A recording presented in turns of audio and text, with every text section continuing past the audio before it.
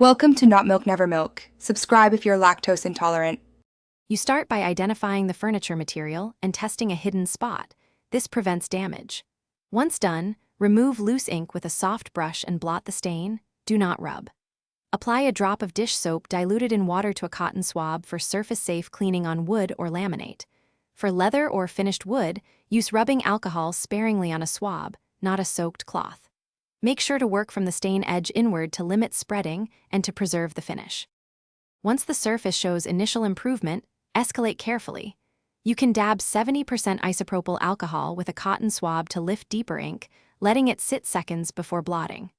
For sealed finishes, non-acetone nail polish remover can break down ink pigments. Test first.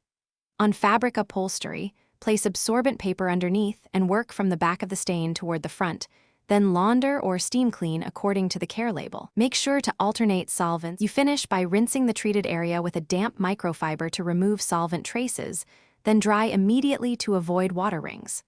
Once dry, restore luster. Use a suitable furniture polish for wood or a conditioner for leather to rebalance oils and protect the finish. If faint ghosting remains, repeat targeted dabbing rather than aggressive sanding.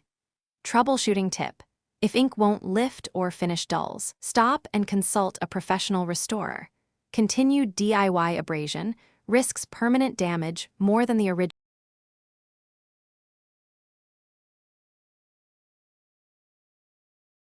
Thanks for watching. If this was helpful, leave a like and consider subscribing. See you next time.